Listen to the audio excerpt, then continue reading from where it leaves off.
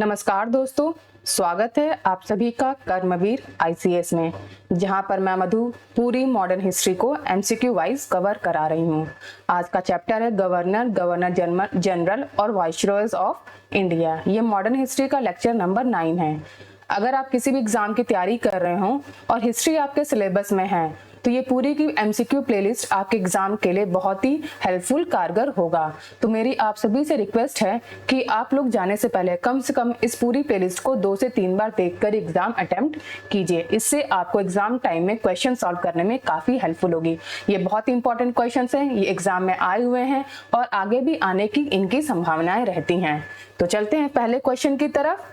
Question number 1, Who introduced the subsidiary alliance system in the administration to establish British power over the Indian state?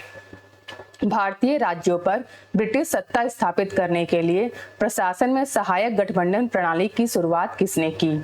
आपके options हैं A Warren Hasting, B Lord Wellesley, C Lord Cornwallis या D Lord Dalhousie. तो पहले question का answer क्या होगा? Option B Lord Wellesley. और जो निजाम ऑफ हैदराबाद थे वो लोग फर्स्ट थे जिन्होंने इसके अंदर सब्सिडरी अलायंस एक्सेप्ट किया था। तो कई बार ये भी क्वेश्चन आता है कि पहले कौन थे जिन्होंने सब्सिडरी अलायंस एक्सेप्ट किया था, तो आपको आंसर लगाना होगा निजाम ऑफ हैदराबाद। चलते हैं नेक्स्ट क्वेश्चन की तरफ। Question number 2, the main aim of East India Company to make a subsidiary alliance in Rajput state was. Rajput राज्यों में सहायक गठबंधन बनाना ईस्ट इंडिया कंपनी का मुख्य उद्देश्य था। आपके ऑप्शंस हैं A receiving military support against enemies, दुश्मनों के खिलाफ सैन्य सहायता प्राप्त करना, option B protesting these state from Maratha Pindari invasion, Maratha Pindari आक्रमण से इन राज्यों की रक्षा करना, C to receive funds in the form of खिराज, खिराज के रूप में धन प्राप्त करना, या D to establish the sovereignty of the British, अंग्रेजों की संप्रभुता स्थापित करना। तो दूसरे का आंसर क्या होगा? ऑप्शन डी अंग्रेजों की संप्रभुता स्थापित करना या to establish the sovereignty of the British. ठीक है, तो इसलिए इन्होंने सब्सिडरी अलायंस स्टार्ट किया था। चलते हैं नेक्स्ट क्वेश्चन की तरफ। Question number 3, Who among the following negotiated subordinate alliances of 1817 to 18 with the princely state of Rajputana? निम्नलिखित में से किसने राजपूताना की रियासतों के साथ 1817-18 के अधीनस्थ गठबंधन पर बातचीत की? आपके ऑप्शंस हैं A David Ochterlony, B Charles Metcalfe, C Arthur Wellesley या डी जॉन जॉर्ज। तो तीसरे क्वेश्चन का आंसर क्या होगा? Option B Charles Metcalfe. ठीक है, चलते हैं नेक्स्ट क्वेश्चन की तरफ। Question number 4, at a time when empire in Europe were crumbling before the might of Napoleon, which one of the following governor general kept the British flag flying high in India? ऐसे समय में जब Napoleon की ताकत के सामने Europe में साम्राज्य ठहर रहे थे, निम्नलिखित में से किस गवर्नर जनरल ने भारत में ब्रिटिश ध्वज को ऊंचा रखा? आपके ऑप्शंस हैं A Lord Dalhousie, B Lord Cornwallis, C Lord Wellesley या डी लॉर्ड हेस्टिंग। तो चौथे क्वेश्चन का आंसर क्या होगा? Option C Lord Wellesley. ठीक है, चलते हैं नेक्स्ट क्वेश्चन की तरफ। Question number 5, the revolt of Vellore occur during the regime of which governor? Vellore का विद्रोह किस राज्यपाल के शासनकाल में हुआ? आपके ऑप्शंस हैं A Wellesley, B Lord Minto, C Lord Cornwallis, D sir George Barlow या ई इनमें से कोई नहीं। तो पांचवें क्वेश्चन का आंसर क्या होगा? Option D sir George Barlow. ठीक है, और जो वेल्लोर म्यूटनी थी ये कब हुई थी? ये 1806 में हुई थी। ठीक है, ये भी याद रखिएगा कि वेल्लोर म्यूटनी 1806 में हुई थी सर जॉर्ज बार्लो के टाइम पीरियड में। ठीक है, चलते हैं नेक्स्ट क्वेश्चन की तरफ। Question number 6, Anglo Nepal war took place during the rain of. आंग्ल नेपाल युद्ध किसके शासनकाल के दौरान हुआ था? आपके ऑप्शंस हैं A Lord Cornwallis, B Lord Hastings, C Lord Wellesley या फिर डी वॉरेन हेस्टिंग। तो छठे क्वेश्चन का आंसर क्या होगा? किसके टाइम पे हुआ था एंग्लो नेपाल वॉर? तो इसका होगा ऑप्शन बी लॉर्ड हेस्टिंग। ठीक है, और ये एंग्लो नेपाल वॉर हुआ कब था? 1814 से 1816 में, ठीक है। और इसी के बाद 1815 में ट्रीटी ऑफ सगौली साइन हुई थी। चलते हैं नेक्स्ट क्वेश्चन की तरफ। Question number 7, the treaty of Sugauli took place in the year. Sugauli की संधि किस वर्ष हुई थी? आपके ऑप्शन है ए 1800, बी 1803, सी 1805 या डी 1815। तो सातवें क्वेश्चन का आंसर क्या होगा? Option D 1815। 1815 में ट्रीटी ऑफ सगौली हुई थी। चलते हैं नेक्स्ट क्वेश्चन की तरफ। Question number 8, which one of the following pair is not correctly match. निम्नलिखित में से कौन सा जोड़ा सुमेलित नहीं है? आपके ऑप्शंस हैं A Hector Munro battle of Buxar, B Lord Hastings Anglo Nepal war, C Lord Wellesley fourth Anglo Mysore war या D Lord Cornwallis third Anglo Maratha war. तो आठवें क्वेश्चन में आपसे पूछ रहा है कि इसमें से कौन सा जोड़ा सुमेलित नहीं है। बताइए आप लोग इसमें से कौन सा जोड़ा सुमेलित नहीं है।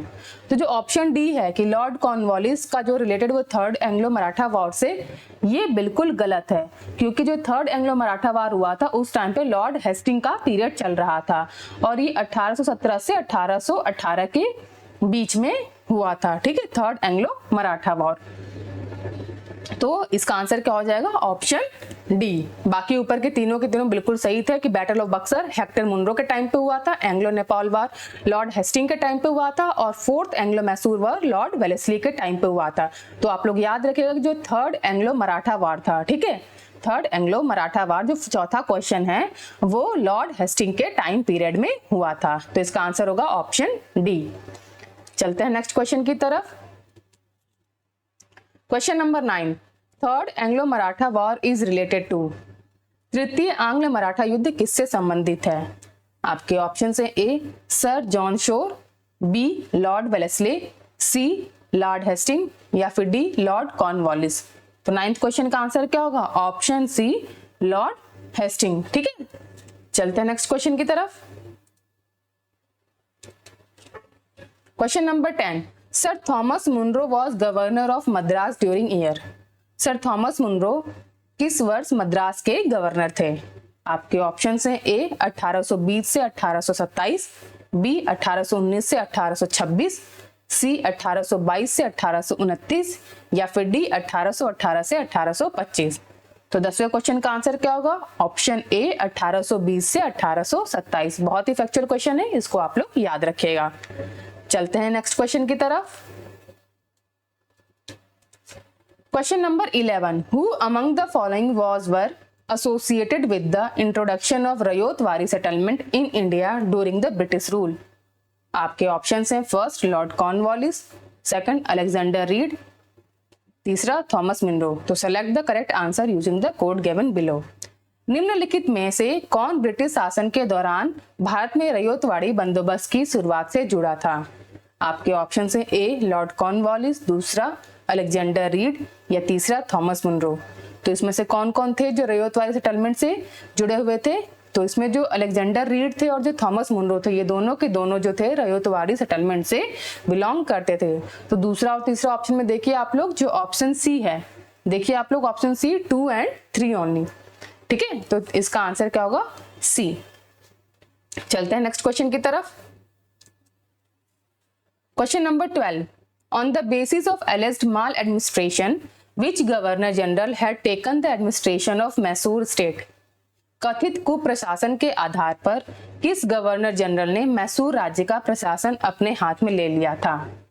आपके ऑप्शंस हैं A Lord Wellesley, B Lord Hastings, C Lord William Bentinck या फिर डी लॉर्ड हार्डिंग। तो 12वें क्वेश्चन का आंसर क्या होगा? Option C Lord William Bentinck, ठीक है। चलते हैं नेक्स्ट क्वेश्चन की तरफ। Question number 13. Who among the following Governor General of Bengal was associated with Third Anglo-Mysore War? Bengal के निम्नलिखित गवर्नर जनरलों में से कौन तीसरे आंग्ल मैसूर युद्ध से जुड़ा था? आपके ऑप्शन हैं A Warren Hasting, B Lord Cornwallis, C sir John Shore या फिर D Lord William Cavendish Bentinck. तो 13वें का आंसर क्या होगा? Option B Lord Cornwallis. जो थर्ड एंग्लो मैसूर वॉर हुआ था वो 1790 से 1792 के बीच में हुआ था और इस बार के बाद से ट्रीटी ऑफ सेरिंगपट्टनम साइन हुई थी 1792 में। ठीक है, तो 13वें क्वेश्चन का आंसर क्या हो जाएगा? Option B. चलते हैं नेक्स्ट क्वेश्चन की तरफ। Question number 14, who among the following was associated with suppression of thugs? निम्नलिखित में से कौन ठगों के दमन से जुड़ा था?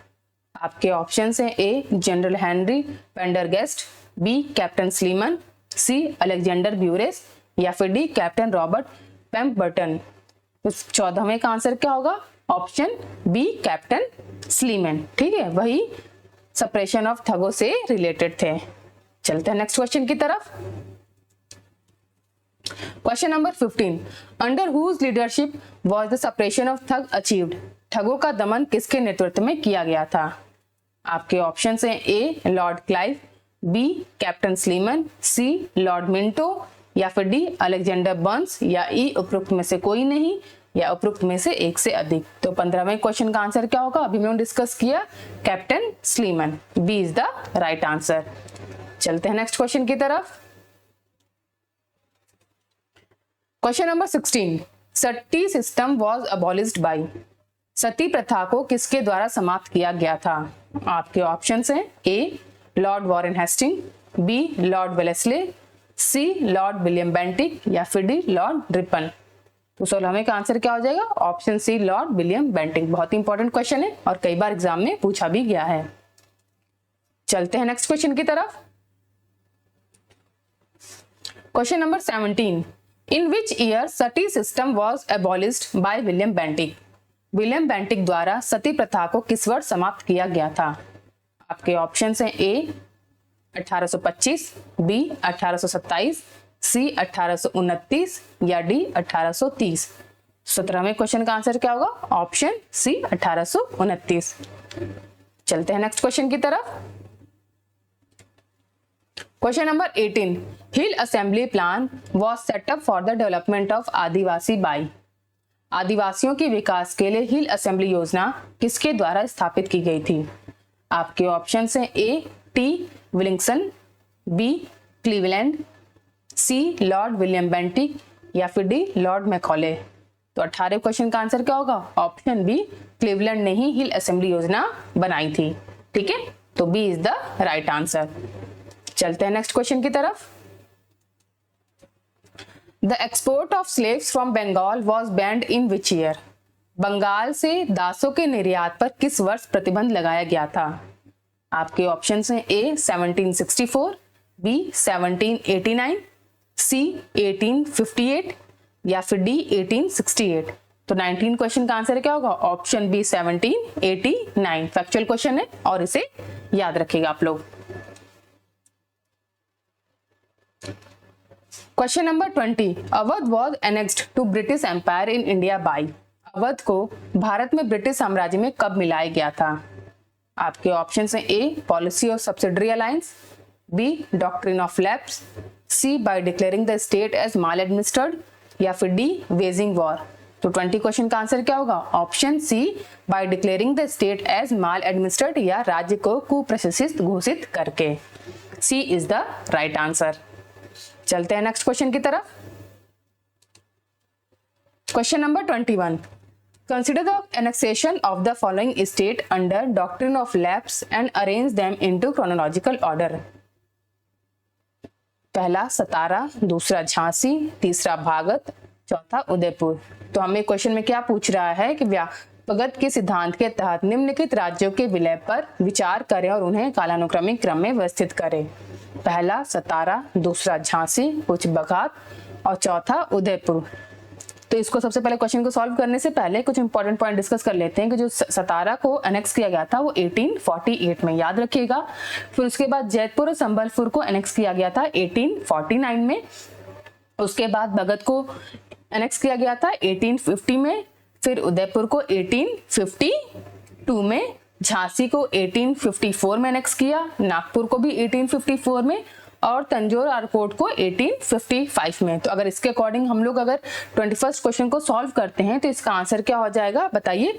सबसे पहले आ जाएगा सतारा, उसके बाद आएगा भगत, फिर उसके बाद आएगा उदयपुर और फिर उसके बाद झांसी। तो 1 3 4 2 इसका राइट होगा।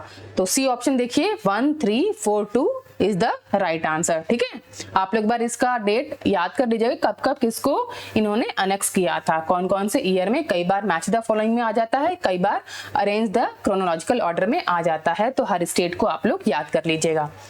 चलते हैं नेक्स्ट क्वेश्चन की तरफ। Question number 22, Awadh was amalgamated into the British dominion in the year.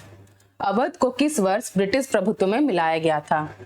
आपके ऑप्शन है ए 1853, बी 1854, सी 1855 या डी 1856। जैसा कि मैंने आप लोगों से डिस्कस किया कि स्टेट का भी सेपरेटली पूछ सकते हैं, आपको मिलाने के लिए भी कह सकते हैं, क्रोनोलॉजिकल ऑर्डर में भी कह सकते हैं। तो ये बहुत इंपॉर्टेंट है, सारे स्टेट का एनेक्सेशन आप लोग याद कीजिएगा। तो 22वां क्या होगा कि कब अवध को अमेलगेट किया गया था बताइए आप लोग। 22वें का आंसर क्या होगा, ऑप्शन डी 1856। चलते हैं नेक्स्ट क्वेश्चन की तरफ। Question number 23, James Andrew Ramsay was the real name of which government general of India.